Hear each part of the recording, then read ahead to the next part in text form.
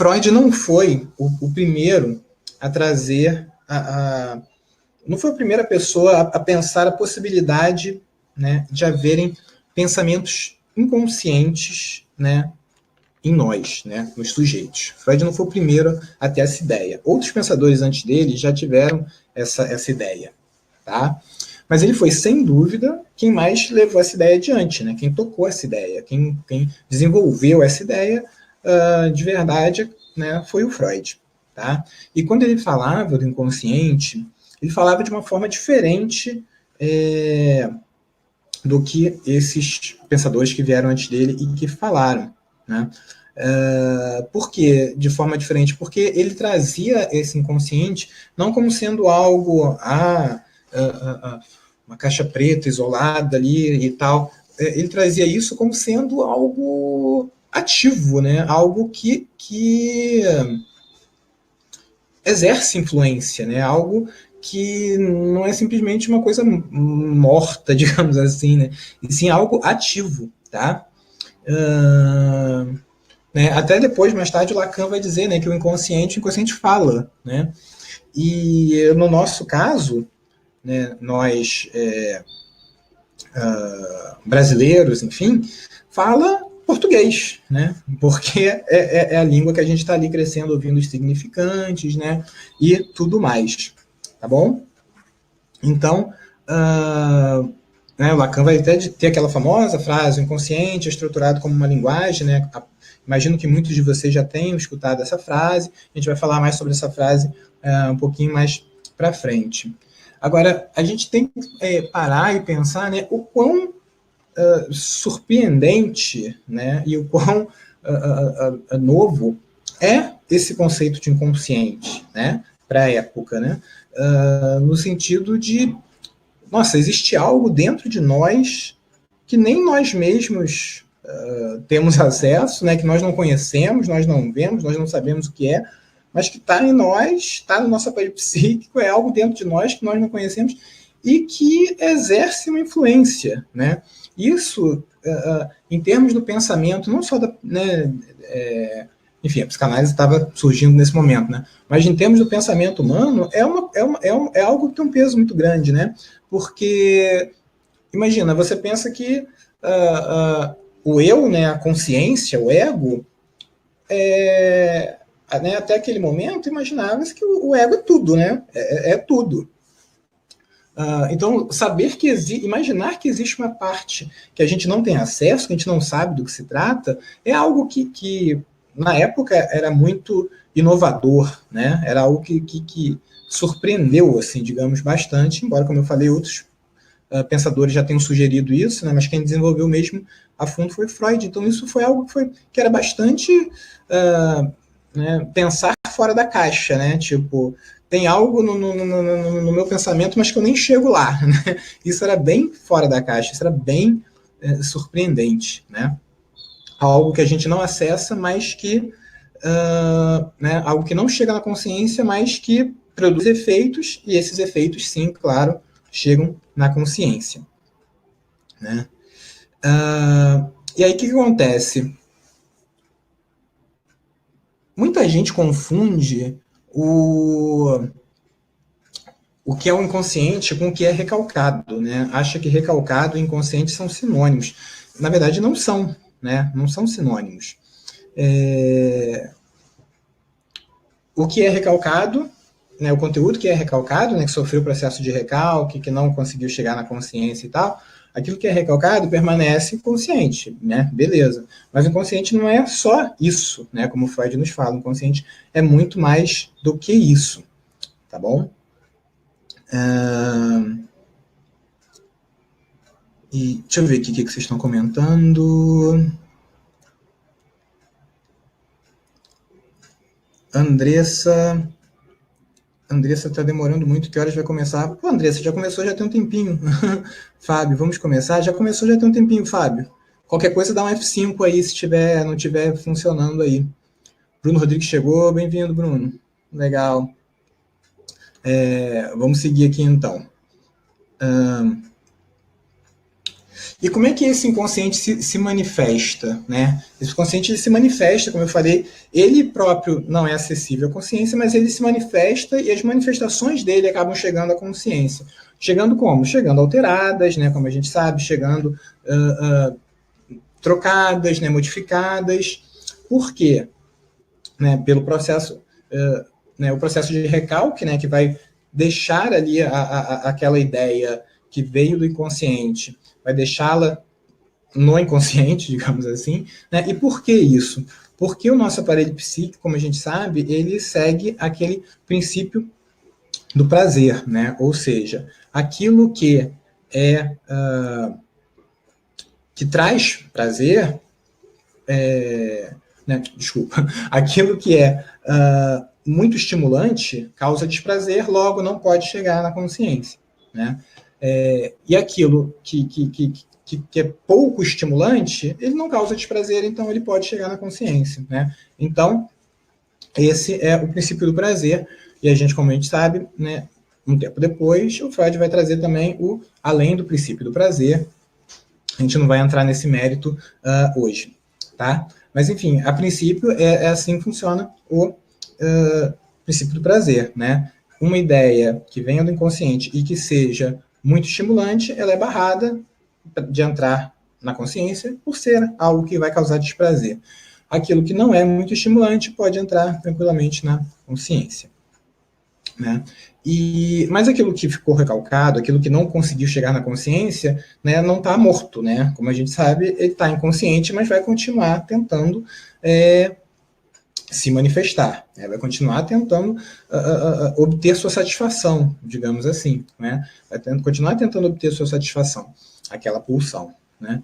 E aí você tem as formações do inconsciente, que são aquelas que a gente sabe, né? Os sonhos, os atos falhos, os esquecimentos, os xistes, enfim, aquelas manifestações ali do inconsciente, certo? Que o Lacan chama de tropeços, né? São eu acho interessante isso que o Lacan chama de tropeços, porque é sempre aquilo que é desvalorizado, né? É o sonho, o sonho é uma bobagem, né? Não serve de nada, não vale de nada.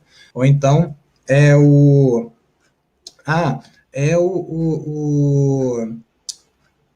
engano, né? O ato falho. É um engano, foi só um erro, foi só né? Não preste atenção nisso, né? Ou o esquecimento também, enfim, seja qual for o xiste, né? Só uma piada e tal, não tem problema. Então, o Lacan chama de tropeços, né? Essas manifestações do inconsciente. Pessoal, vocês podem ir postando aí, comentando, que eu vou... depois eu vou respondendo as perguntas, tá? Porque se eu ficar parando para responder, a coisa não vai andar. Mas depois eu volto para responder as perguntas, tá bom? Pode ficar tranquilo que depois eu volto para responder tudo. Então vamos lá. E o que o Lacan fala, né? Que ele chama de tropeço, ele fala que essas manifestações do inconsciente, elas surgem como sendo para a pessoa uma surpresa, né? Elas são uma surpresa, né? Uma vacilação, uma descontinuidade, algo sem sentido, né?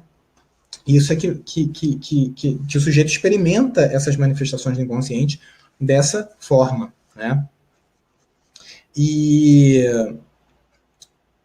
no seu texto, em 1915, o Freud escreveu um texto chamado O Inconsciente, né? Um texto excelente, vai estar nas referências bibliográficas, né? Amanhã eu vou mandar para todo mundo que se inscreveu, referência bibliográfica certinha, enfim, para ler um pouco mais sobre esse assunto, né? Eu vou mandar amanhã por e-mail, tá bom?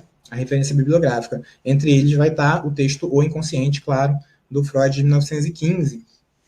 E nesse texto ele faz um certo momento do texto, ele lista algumas características do inconsciente que são bem diferentes da consciência, né? E ele faz essa listagem e é bem interessante. Então vale a pena a gente comentar aqui rapidamente, né, algumas dessas características que ele fala. Então ele fala que, por exemplo, que o inconsciente ele consiste de pulsões, né? Pulsões que buscam satisfação, tá? A gente vai ter uma aula só sobre pulsão, né? Lembra, o minicurso são os quatro conceitos fundamentais da psicanálise, né? Então a gente tem, né, o inconsciente, né, que é a aula de hoje, a transferência, a repetição e as pulsões, né? Então, a pulsão a gente vai ter uma aula só sobre ela. Mas, enfim, o Freud nos fala que o inconsciente ele vai ter ali no seu núcleo, né, entre aspas, ali, uma série de pulsões, né, e que essas pulsões convivem independentemente, né, lado a lado, digamos assim, né, no inconsciente, buscando atingir uma satisfação, né, e mesmo que elas sejam contraditórias, né, no que cada uma delas busca, não tem problema, né, uma não anula a outra, elas continuam tentando obter a satisfação, né, e se elas se tornarem ativas ao mesmo tempo, o Freud fala que elas meio vão chegar num acordo, né, num meio termo, mas não se anularão. E essa questão da busca de satisfação, né, que essas pulsões que vem do inconsciente têm, né, essa busca de satisfação, é até por isso que tem a famosa, outra frase famosa do Freud, né, de que os sonhos são a realização de um desejo, né? Por quê? Porque o que é o sonho? Uma manifestação do inconsciente, né? Aquela pulsão que desejava, né, se satisfazer, desejava chegar na consciência, foi recalcada, né, o processo de recalque ali impediu que ela chegasse, por ser algo muito estimulante, logo, sendo muito estimulante, causa desprazer, então foi recalcada, continua inconsciente, porém, né, através de uma adaptação, né, de uma mudança no seu conteúdo, ela conseguiu chegar na consciência no formato de sonhos, né? Por isso que a gente fala que o sonho tem o conteúdo latente e o conteúdo manifesto, né? O conteúdo manifesto são aquelas imagens meio malucas que a gente sonha, né? Normalmente formadas por coisas que a gente viu ou pensou nas últimas 24 horas. É aquele conteúdo manifesto, né? Mas tem um conteúdo latente que é o que está por trás disso, né? Então, ou seja, o sonho é a realização de um desejo no sentido de aquela pulsão ali, de uma certa forma, conseguir se satisfazer, né? Conseguiu chegar na consciência, conseguiu obter ali um pouco dessa satisfação, tá bom? Mas vamos voltar aqui para as características, né, do inconsciente que eu estava comentando aqui, que o Freud nos lista, né? Outra característica muito interessante, né? No inconsciente não existe negação. Isso é muito interessante, né? Não existe negação, ou dúvida, ou mais ou menos, ou hesitação, né? O que existem são as pulsões, né? As ideias que elas têm, elas podem ter maior quantidade de afeto ou menor, né? Uma maior força ou menor, uma maior catexia ou menor.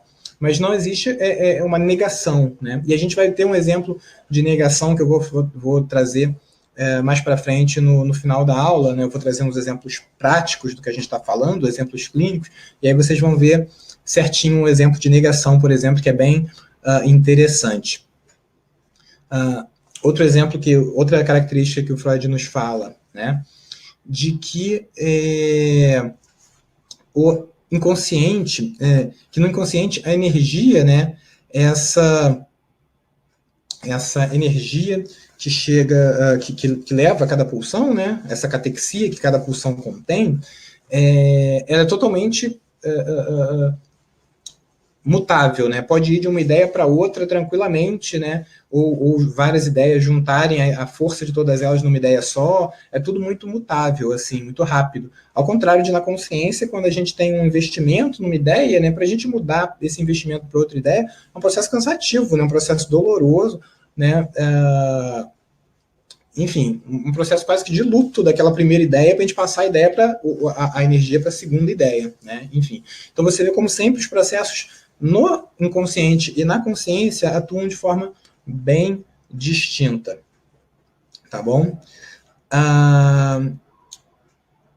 Tô vendo que o pessoal está escrevendo, bacana, galera, muito bom, vão escrevendo aí, daqui a pouco eu vou respondendo aí, tá bom? Só para a gente não cortar aqui. Outra característica interessantíssima do inconsciente, né? O inconsciente, ele é atemporal, né? Ele é atemporal, ou seja, para ele, algo que aconteceu, sei lá, 30 anos atrás, pode ter a mesma força de algo que aconteceu hoje, né? O passar do tempo, né, cronologicamente, não vai afetar aquela ideia, aquele fato, né? Ao contrário de na consciência, como a gente sabe, né, algo que aconteceu conosco hoje ainda nos causa muito mais aflição do que algo que aconteceu há 30 anos atrás, embora aquilo que aconteceu há 30 anos atrás ainda possa nos causar uma certa comoção, não tanto quanto no dia que aconteceu, né? Então, o passar do tempo vai diminuindo essa força na consciência, mas no inconsciente, não.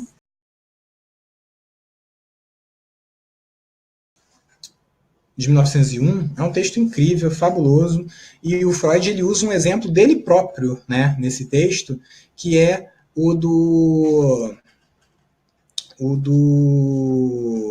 Signorelli, né? É um exemplo muito legal, muito bacana que o Freud usa, né? Eu não vou entrar aqui na minúcia do exemplo porque é bem longo, depois vocês podem ler, mas nesse exemplo do Signorelli, ele fala de como ele estava numa viagem, né, com algumas outras pessoas, e ele queria lembrar o nome do pintor Signorelli, né, e aí ele não conseguia lembrar o nome Signorelli, né, ele não conseguia lembrar o nome do pintor de jeito nenhum.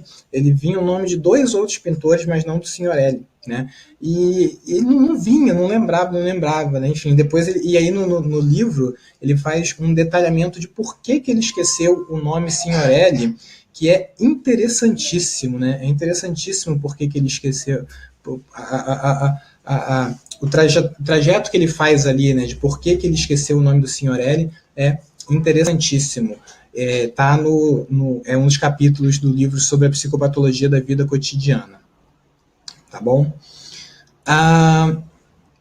Vamos voltar lá para a frase do Lacan, que eu tinha comentado, né, mais cedo. O inconsciente é estruturado como uma linguagem. Tá? O que Lacan quis dizer com isso? Né? Consciente é estruturado como uma linguagem. Né? Ele quis dizer, né, ele usou essa frase para se referir ao fato de que a melhor forma de nós pensarmos, né, o inconsciente é como sendo algo regido pelas mesmas leis da linguagem, que opera da mesma forma da linguagem, né, em qual um significante puxa o outro, que puxa o outro, que puxa o outro. Até porque a linguagem, ela estrutura a nossa forma de pensar, né? A nossa forma de pensamento, tá? Nós pensamos influenciados pela linguagem, né? Através da linguagem, tá? Assim que a gente pensa. E o inconsciente não é diferente, né? Também vai operar pelas mesmas regras, pelas mesmas leis da linguagem, tá bom? Lembra que o Freud dizia, né, que o que fica recalcado não são os impulsos, né, a energia, a catexia, e sim as ideias, ou seja, os significantes, né? E um significante remete a outro significante, que puxa a outro significante, por assim por diante, que é a chamada cadeia de significantes que o Lacan vai falar depois mais para frente, né? Um puxando o outro, né? É como, por exemplo, sabe quando você está navegando na internet, você cai numa página da Wikipedia, por exemplo, aí, sei lá, a Wikipedia dos Beatles, por exemplo, né? E aí vai dizer ali, os Beatles são uma banda de rock de Liverpool, Inglaterra, aí banda de rock, aí vai estar marcado ali, aí você clica, vai para uma outra página que explica o que é uma banda de rock, e você clica e tem uma outra página que explica o que é rock, é um estilo musical, aí você clica na outra e explica o que é música, enfim, né? Uma coisa vai puxando a outra e nunca tem fim, né? É um pouco como é a cadeia de significantes, tá? E é para isso que o Lacan volta a atenção, né, da psicanálise com o seu chamado retorno a Freud, né? O retorno a Freud que o Lacan faz nada mais é do que isso, né? Voltar a atenção para o inconsciente, voltar a atenção para a fala do paciente, né? Porque depois que o Freud morreu, como a gente sabe, a psicanálise teve meio que um desvio ali por parte da IPA, né? Começou a cuidar de coisas não muito psicanalíticas, e o Lacan falou, não, pessoal, calma aí, vamos voltar, né? E ele faz essa volta, vamos voltar para as questões importantes da psicanálise, o inconsciente, a fala do paciente, etc. e tal, né? Para a gente já estamos perto aqui de finalizar, existe uma outra frase também muito famosa, né, de que o inconsciente ele não é ôntico, né, ele é ético. O que isso quer dizer? O inconsciente não é ôntico, ele é ético. não é ôntico, no sentido de que ele não é uma coisa palpável, né? Uma parte do cérebro, por exemplo, né? Não é algo que se veja no microscópio, não é uma parte física, nem nada, né? É algo do aparelho psíquico, né? Relativamente, e não ao cérebro, tá? Né? E a ética, né, como a gente sabe, é a ética da psicanálise. Né? Qual é a ética da psicanálise? É a ética do desejo, ou seja, essas pulsões que buscam satisfação. Né? Sempre baseado nisso, as pulsões que buscam a satisfação, que nos fazem seres desejantes, né? Que nos faz sair do lugar, né? Digamos assim. Tá bom? E como é que isso se manifesta na clínica, né? Vou falar aqui dos exemplos que eu tinha comentado aqui, exemplos práticos, né, exemplos clínicos. Por exemplo, né, eu estava falando do som com realização de desejo, certo? Tem de um paciente que eu atendi há muito tempo atrás que estava num relacionamento e ele sofria com esse relacionamento, né? Ele se queixava do tempo inteiro desse relacionamento, tá? O tempo inteiro se queixando desse relacionamento, se queixando. Mas ao mesmo tempo dizia que não, ela é a mulher da minha vida, eu quero casar com ela é a mulher da minha vida e tal. Mas ao mesmo tempo ele se queixava, né? Mas aí já vinha logo aquela coisa do campo da razão, né? Não, mas ela é ótima, ela é isso, ela é aquilo e tal. Mas só se queixava. Um belo dia ele vem e traz um sonho, né? Foi justamente, coincidentemente, na primeira sessão que eu passei a deitar ele, né? Pedi para que ele deitasse, ele trouxe um sonho, e nesse sonho, o que ele fazia? Ele não terminavam. Terminavam o relacionamento, né? Não estavam mais namorando, terminavam o namoro. Ou seja, né, a gente vê aí claramente uma manifestação do desejo, que é algo que ele queria fazer, né, mas não fazia, né? Ficava naquela do vai, não vai, não, é a mulher da minha vida e tal, mas aí, né, no sonho, e aí por isso que é importante também a gente pedir para o paciente levar sonhos, né, porque no sonho aparece muita coisa que o paciente ainda não consegue verbalizar, né, e no sonho isso está presente, tá? Isso é bem importante. Prosseguindo, outro exemplo. Tinha uma paciente também, muito tempo atrás, que era uma obsessiva e ela tinha uma questão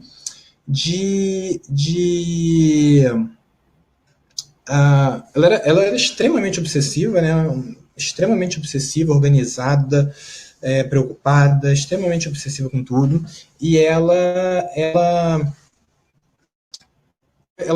morria de medo ela tinha uns 21 anos, estava 22, acho, estava na metade final da faculdade, né, terminando a faculdade, e ela tinha um medo absurdo de engravidar, né, ela tinha um namorado e ela tinha um medo absurdo de engravidar, então ela sempre dizia isso, não, eu não posso engravidar de jeito nenhum, não, engravidar não posso engravidar, né, então ela tomava a pílula, né, anticoncepcional, e aí o que acontece? Primeiro, a gente volta naquela questão da negação. Lembra que eu falei? O inconsciente não tem a negação, né? O inconsciente ele tem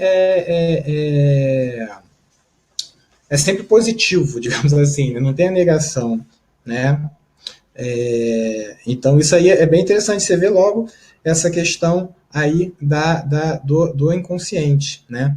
Ah, que legal, a Tamires comprou aqui o curso. Legal, Tamires, bem-vinda ao curso, muito bacana. Seja bem-vinda, querida. Mas então esse eu não quero engravidar, eu não posso engravidar, né? Você tira o não daí, né? Tira esse não, né? Você tem aí o engravidar, né? Quero engravidar. Então ela sempre dizia isso, não quero engravidar. E aí o que acontece? Um dia ela chega contando que ela passou a semana inteira em desespero porque ela fez uma confusão com a pílula anticoncepcional, né? Ela, enfim, né, aquela pílula, né?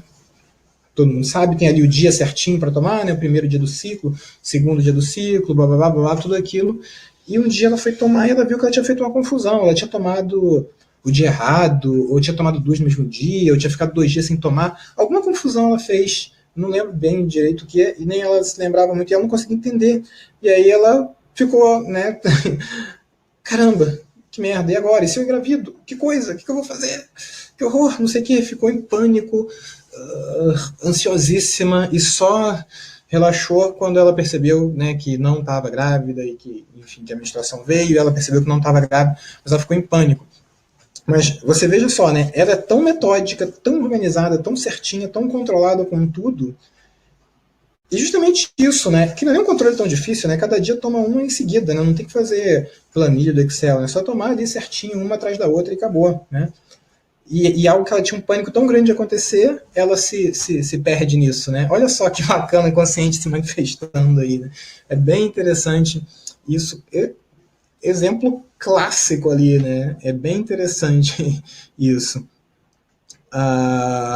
E diversos, né? Um outro exemplo, na semana passada eu estava, um exemplo pessoal, né? Aconteceu comigo, enfim, precisava resolver uma coisa de trabalho burocrática ali no computador e estava, sabe, procrastinando, né? Depois eu faço, amanhã eu faço, aquela coisa, e nunca fazia, né?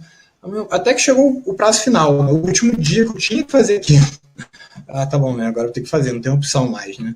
E eu tinha que sair de manhã para resolver uma outra questão também referente à questão aqui do visto.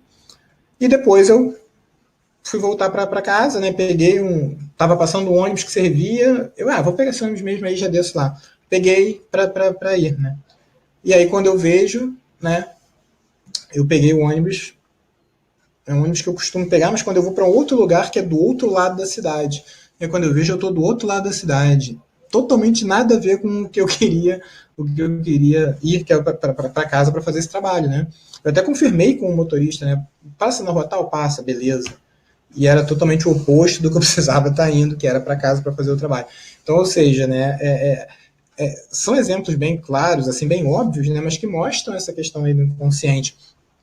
Um outro exemplo foi uma vez, há muitos anos atrás, quando eu fui pagar uma sessão de análise, né? Isso deve ter sido lá por volta de 2000, 2001. Fui pagar uma sessão, preenchi o cheque para pagar a sessão da análise, né? Preenchi lá o cheque. E beleza, né? Quem já fez meus cursos já viu esse exemplo, né? Eu preenchi o cheque e fui pagar, paguei, né? E na semana seguinte a analista veio me falar, olha, deu um problema no cheque. Aí eu falei, ferrou, né? Passei um cheque sem fundo para minha analista, não acredito que eu fiz isso, né? Caramba, toda uma relação transferencial rolando aqui e eu passando cheque sem fundo. Qual o problema? O que aconteceu? Aí ela me devolveu o cheque, né? E aí eu olhei o cheque assim, eu devo ter esquecido de assinar, né? Imaginei. Olhei o cheque, não, estava assinado, o valor lá em cima estava escrito. Eu falei, ué, gente, eu falei para ela, eu não entendi, qual o problema? E aí ela falou, olha o valor por escrito do cheque, né? E aí eu olhei o valor por escrito e ao invés de estar o valor da sessão escrito ali, né? Tantos reais, blá, blá, blá, blá, blá, isso foi em 2000, em vez de estar o valor ali por escrito, estava escrito o meu nome por extenso, né? Arthur Gustavo Muniz Enio. Então eu passei um cheque no valor de Arthur Gustavo, né? Um cheque no meu valor, né? Tava me dando ali para analista. Então, gente, olha só como é o inconsciente, né? Como ele vai se manifestando ali das mais diversas formas. E isso a gente vê,